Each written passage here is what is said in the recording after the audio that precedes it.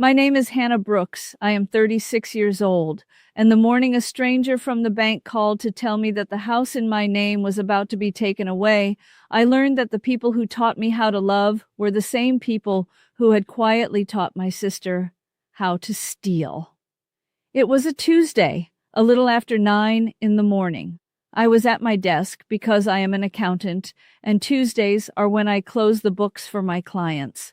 The phone rang with a number I did not recognize, and a polite young man told me he was calling from First Meridian Bank about my mortgage. I told him he had the wrong person because I did not have a mortgage with First Meridian Bank. I had never in my life set foot in a First Meridian Bank. He paused, the careful pause of a person who has just realized the conversation is about to become much harder than his script prepared him for. Then he said, "Mrs. Brooks, I am looking at a property loan in your name, opened 3 years ago, and it is now 90 days past due." He read me an address on the other side of the city, a street I had never driven down.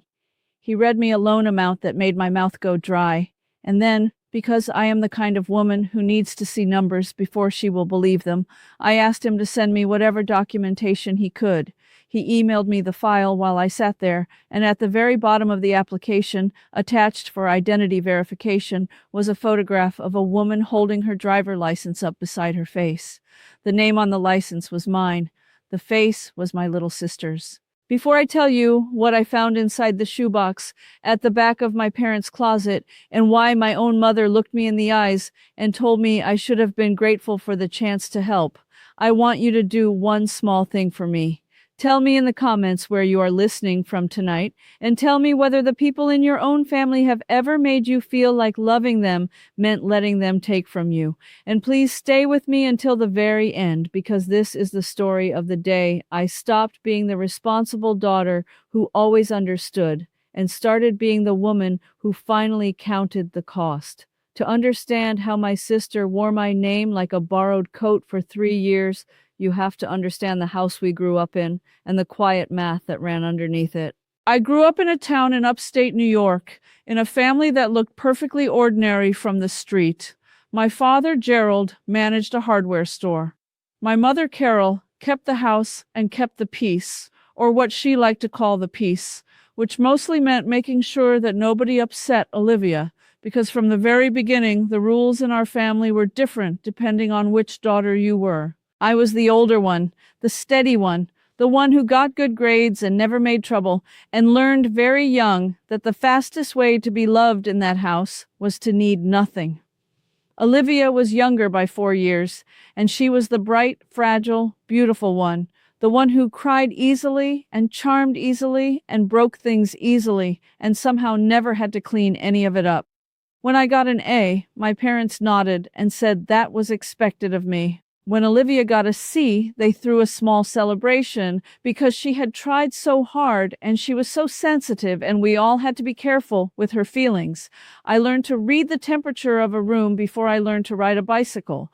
I learned that my job in the family was to absorb, to adjust, to be fine, so that everyone could pour their worry into my sister. I do not tell you this so you will feel sorry for the little girl I was. I tell you because that little girl grew up into an accountant. And there is something almost funny about that, if you stand far enough back. I spent my whole childhood being told my feelings did not add up to as much as my sister's, and then I built an entire career out of refusing to let the numbers lie. Numbers do not play favorites. Numbers do not care who cried the loudest. A column either balances or it does not. For most of my life, my work was the only place where I felt completely safe, because it was the only place where fairness was not up for debate. I married a good man named Daniel when I was 27. He drives a delivery route for a regional supplier, and he is the most honest person I have ever known. The kind of man who returns the extra change at the grocery store before the cashier even notices. We have 2 children. Maya is 10 and Sophie is 6, and they are the 2 reasons my heart beats. We are not wealthy. We saved for 9 years to buy a small house with a yard, and we did it dollar by dollar, the slow, honest way, and every brick of it felt earned. That house, and the future we were building for our girls, is what my sister was quietly setting on fire while I sent birthday cards and showed up to every holiday dinner with a casserole and a smile. Here's how it started, as far as I can piece it together now. About 3 years ago, Olivia hit a wall.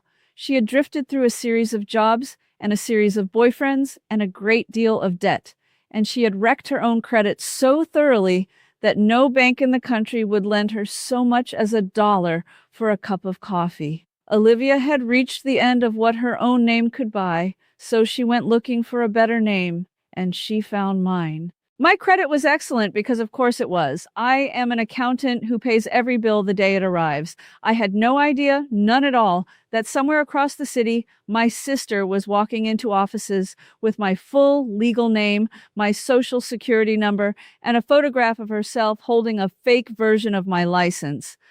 She opened a credit card, then another, then a car loan. Then, when she got bold enough, a mortgage on a small house. The house the bank had just called me about, the house she had been living in for 3 years, while telling our parents she had finally gotten her life together. And our parents knew. That is the part that took me the longest to accept, sitting in my office that Tuesday morning, staring at my sister's face holding my name. Because the bank can be fooled, a clerk can be fooled, but you cannot fool a mother about where her daughter lives. And my mother had been to that house. She had sat on the porch of it. She had brought a plant for the front step. She had told me more than once how proud she was that Olivia was finally standing on her own 2 feet, and she had said it while knowing the entire time exactly whose feet Olivia was actually standing on. I did not scream that morning. I want you to understand that, because it matters to everything that came after. I am an accountant. When the numbers are wrong, you do not scream at them. You trace them. So I closed my office door and I pulled my own credit report, the full one, the one I had foolishly not checked in years because I had never had any reason to. And I sat there and I watched my own financial life turn into a stranger's. 2 credit cards I had never applied for, a car loan for a vehicle I had never driven, a mortgage I had never signed, tens of thousands of dollars of debt, all of it current until very recently, all of it carrying my name, all of it slowly being abandoned now that my sister had stopped being able to keep up the payments. For 3 years, she had borrowed against my honesty, and the moment it became too heavy to carry, she had simply let it fall on me. I sat with that report for a long time, and the accountant in me kept doing the thing accountants do, which is follow the money to its source. The dates told a story all their own. The first fraudulent card had been opened in the spring, 3 years before, just 2 weeks after a Sunday dinner, where my mother had pulled me aside and asked, very casually, whether I still kept my important papers in the same drawer in my old bedroom. I had laughed and said no, that I was a grown woman with my own filing cabinet now. But the questions had not been casual. They had been reconnaissance. Looking back, I could see a dozen small moments scattered across 3 years. My mother asking about my middle name for a card she was supposedly making me, my sister wanting to know which bank I liked best, my father joking that I should let him list me as a reference sometime. They had not been making conversation. They had been gathering the pieces of me, one harmless question at a time, until they had enough to build a second Hannah, one who existed only on paper and only to owe. I went home that night, and I did not tell Daniel right away, because I needed to be sure, and because I was afraid that if I said it out loud before I had proof, it would somehow become too big to handle. I lay awake the whole night, doing the one thing I know how to do better than anyone. I made a list, every account, every date, every dollar, and the more complete the list became, the calmer I got in that cold, clear way that frightens people who only ever saw me as the daughter who understood. The next weekend, I drove to my parents' house for our usual Sunday dinner, and I did not say a single word about any of it. I smiled. I helped my mother in the kitchen. I let my father tell the same story he always tells about the hardware store. And while everyone was at the table, I excused myself to use the bathroom. And instead, I went into my parents' bedroom because some quiet instinct, the same instinct I trust when a client's books feel wrong, told me that the truth in this family had never lived out in the open. It lived in closets. I found it on the top shelf behind the spare blankets. A plain brown shoebox, the kind you forget you own. And inside that shoebox was 3 years of my stolen life, kept like a scrapbook. There were bank statements, dozens of them, for accounts in my name that I had never opened. There was a copy of a lease, signed with my name in handwriting that was almost mine, the careful forgery of a sister who had grown up watching me sign permission slips and report cards. There was a sheet of paper, and this is the one that made my hands go cold. A sheet of lined paper where someone had practiced my signature over and over, line after line, dozens of times, getting better with each attempt, the way a child practices spelling words. My own sister had sat at a table and rehearsed being me until she could do it without thinking. And underneath all of it, folded into a small square, were printed screenshots of a family group chat. A group chat that did not include me, my mother, my father, and my sister, talking for 3 years about the thing they were doing to me. I read them standing in that bedroom with the sound of dinner clinking down the hall, and I will never forget them as long as I live. My sister asking whether Hannah might notice. My mother answering that I never checked, that I was too busy with my perfect little life to pay attention. My father telling Olivia not to worry, that family takes care of family. And then the message that I think about every single day, the one that finally turned something in me from soft to solid. My mother had written, if she ever finds out, we will just tell her it was for the good of the family. She has so much. Olivia has so little. She should want to help. She should want to help. As if my consent had been a formality they were entitled to skip. As if my name and my credit and my children's future were a casserole I was supposed to be glad to bring to the table. I took photographs of every page in that shoebox, every statement, every forged signature, every screenshot. I put the box back exactly where I found it, behind the blankets, careful not to disturb the dust. Then I walked back to the dining room and I sat down and I finished my dinner and I told my mother the chicken was delicious. And she smiled at me, her steady, understanding daughter, with absolutely no idea that the floor had just dropped out from under her whole comfortable arrangement. Because here's what people who steal from the quiet one never understand. The quiet one has been watching the whole time. The quiet one learned, very young, how to keep her face still while her mind does the math. And the math was done now. The next morning, I did not call my mother. I did not call my sister. I called a detective. I want to be honest with you about how hard that was, because if you have ever come from a family like mine, you know that the hardest part is not the proof. The hardest part is the voice in your own head, the one they installed when you were small, the one that whispers that going to the authorities about your own blood makes you the cruel one, the cold one, the daughter who could not just let it go. I sat in my car outside the police station for 20 minutes listening to that voice. And then I thought about Maya and Sophie, and about the fact that the debt now sitting in my name could one day take the roof from over their heads, the roof Daniel and I had bled for, and I thought, my children did not borrow against their grandmother's mercy, and I went inside. The detective who took my report was a calm woman named Reyes, who had clearly seen this exact heartbreak many times before. She did not flinch when I told her it was my sister.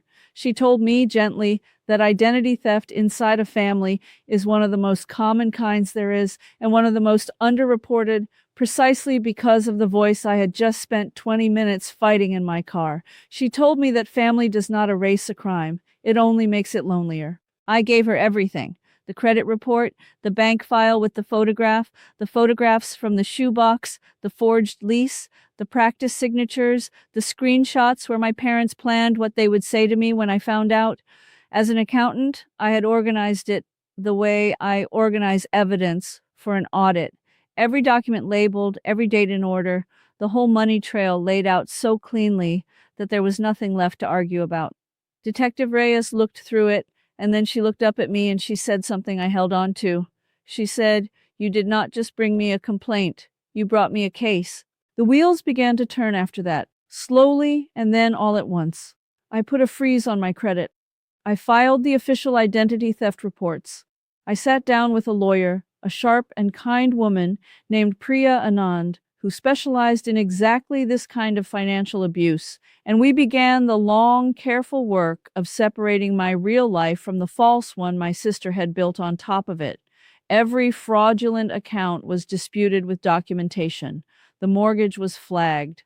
And because the evidence was so complete, because I had spent my whole career learning how to make numbers tell the truth they did not want to tell, the false debts began, one by one, to lift off my name like a fever breaking. It was about 10 days into all of this that my mother finally called me. Not because she was sorry, because the bank had reached Olivia about the police report, and the family had realized, at last, that the quiet daughter was not going to be quiet. My mother's voice on the phone was the voice she used when she wanted me to feel small. She said we needed to talk as a family. She said Olivia was a wreck. She said I was tearing the family apart over money and that she had raised me to be better than this, to understand that sometimes you sacrifice for the people you love.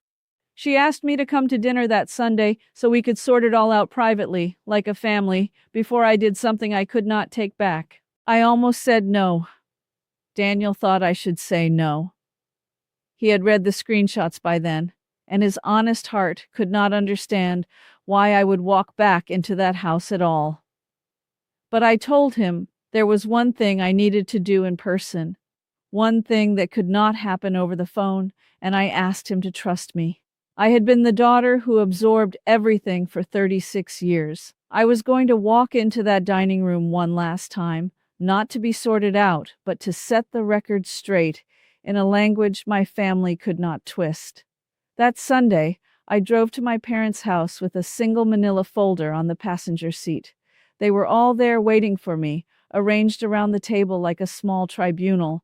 My father with his arms crossed, my mother already dabbing at dry eyes, and Olivia, my beautiful, fragile sister, looking up at me with the same wounded expression that had gotten her out of trouble for 32 years, the expression that said, "Surely you would not really do this to me." My mother started talking before I even sat down. She talked about family and forgiveness and how Olivia had made some mistakes, but had never meant any harm. She talked about how blessed I was, how Daniel and I had our nice little house and our healthy girls and our steady jobs, and how it was selfish, frankly selfish, to begrudge my own sister a hand up when I had so much. My father nodded along.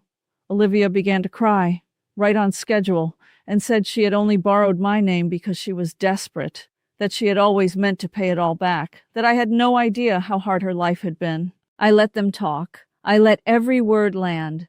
And when they had finally finished, when the whole familiar performance of guilt and favoritism had played itself out across that table, the way it had played out my entire life, I opened the manila folder. I did not raise my voice. I did not cry. I took out 2 sheets of paper and I slid them across the table, past the gravy, until they came to rest in front of my mother. The first was my credit report, the full one, with 3 years of fraud printed in black and white. The second was the official police report with its case number and Detective Reyes's name and the date. The room went completely silent. My mother stared at the papers and did not touch them. My father uncrossed his arms. Olivia's crying stopped so suddenly that you could hear the kitchen clock ticking.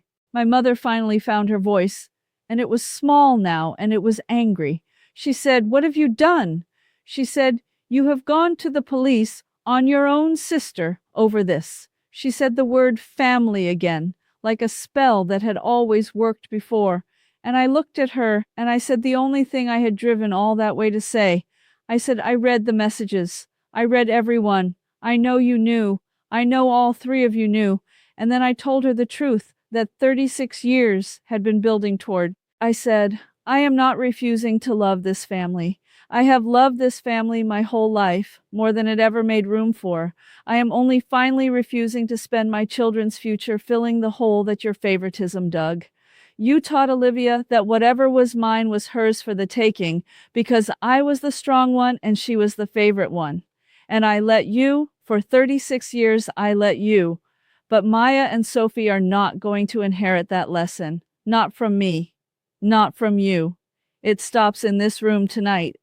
My mother told me I was cold. She told me I had no heart. She said a real daughter would protect her sister, and I told her that a real mother would have protected both her daughters instead of teaching one to feed on the other and calling it love. Then I stood up and I left the folder on the table because I had copies of everything, and I walked out of that house, and for the first time in my entire life, I did not feel like the bad daughter for putting myself first.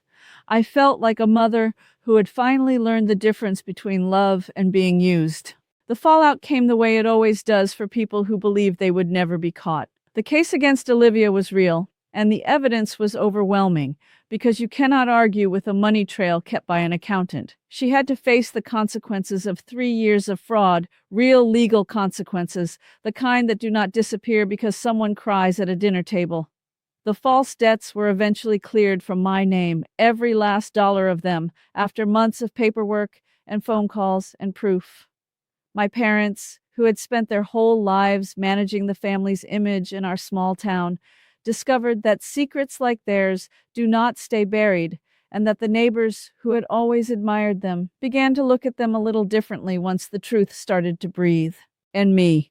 I went home to Daniel and my girls, to the small house we had earned brick by honest brick, and I changed every password and froze every credit file and taught my daughters, gently and early, that loving someone never means letting them take what is yours without asking. I sat Maya down, my serious 10-year-old, and I told her that she was allowed to be generous, gloriously generous, with anyone she chose, but that generosity is a gift you give, never a debt someone else gets to collect from you in the dark. It has been a long road back to feeling whole. I will not pretend that walking away from my mother and my sister did not leave a wound that still aches on certain quiet nights. You do not unlove the people who raised you just because you finally saw them clearly. But I have learned to hold two things at once. I can grieve the family I wished I had, and still refuse to be robbed by the family I actually got. Something small happened a few weeks after that last dinner that I think about often.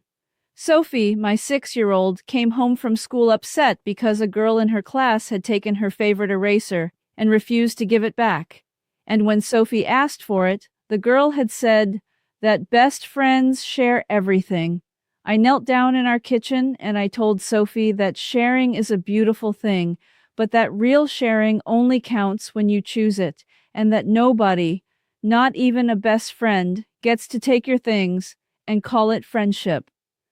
I watched my daughter's small face work through that, and I realized I was teaching her, at 6, the exact lesson it had taken me 36 years and a stolen mortgage to learn. And I thought, this is what breaking it actually looks like. Not the police report, not the courtroom paperwork, but a mother kneeling on a kitchen floor, making sure the next generation knows the difference between love and being used before anyone can talk them out of it. Here is what all of this taught me and what I want to leave with you tonight, wherever you are listening from. There is a kind of family that loves you, and there is a kind of family that simply found you useful, and for a long time the second kind can wear the costume of the first. They will tell you that your boundaries are coldness. They will tell you that protecting yourself is selfishness. They will tell you that because you have a little more, you owe an unlimited amount, and that asking to be asked first makes you ungrateful. Do not believe them. A family that needs you to stay silent while they take from you was never giving you love. They were giving you a bill and calling it loyalty. I spent 36 years being the one who understood.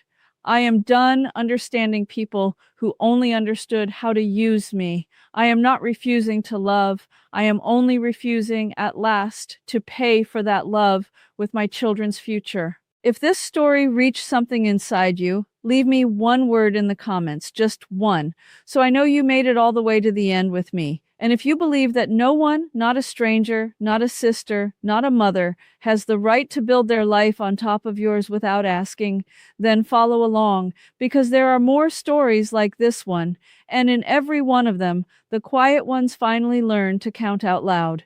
Everything in this story is fictional, created only for entertainment and for the truth it carries. But that truth is as real as any number I have ever balanced. Love that takes without asking is not love. And choosing your own children over someone else's entitlement is not betrayal. It is the most honest math there is.